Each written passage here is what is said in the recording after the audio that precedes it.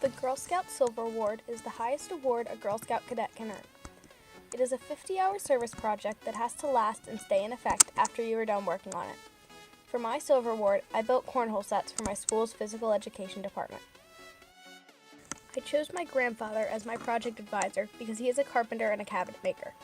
To start my project, he helped me put together a supply list. I then visited a local lumber company, Schoen Lumber, and they donated $200 worth of wood for me to complete my project. Then, when my grandfather came up from Florida, we got to work on building. First, we cut all the planks to the right sizes to make the outline and base of the boards. Next, we took the pieces we cut and glued and stapled them together to form the base of the boards. After we finished all of the bases, we went back to the chop saw and cut the legs for the boards. After we finished cutting all the pieces, we drilled holes in the legs for when we attached them to the finished boards. My father showed me how to measure and draw where the hole would go on the boards. We went through and drew all of them. Then he cut them out. I was too scared to use the saw for the holes. Then we stapled the tops to the bases. Finally, we finished building all 10 boards. It took us 2 long days in the garage and a lot of help from our family. Now that the building was done, I needed to paint. I went to Home Depot and they donated all the paint and painting supplies I could need. Then I gathered up some of my best friends, Shannon and Maddie, to come over and help me paint. We spent all afternoon painting the white onto the boards. It was really hard to stay inside of the lines of tape that we had made, but we had so much fun and loved the way the boards looked when the white was all done. I was so glad that they were able to come and help. They made this project so much fun. A few days later, Shannon was able to come over and help me paint the purple. We put down more tape and went to work.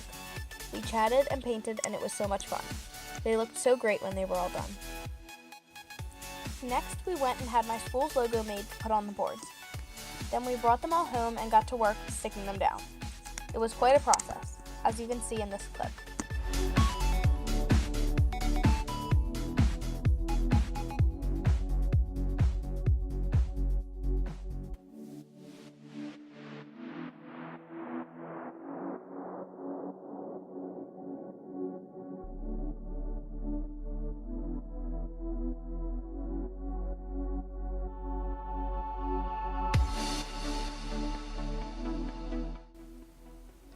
After my father and I finished putting on the logos, we painted on a clear coat and attached the legs to the boards.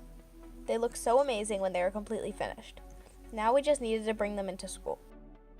We loaded up the car with the boards and the beanbags we'd ordered online and brought them in. The PE teacher was so happy with them. I'm so glad I was able to do this project. I learned a lot and had a ton of fun.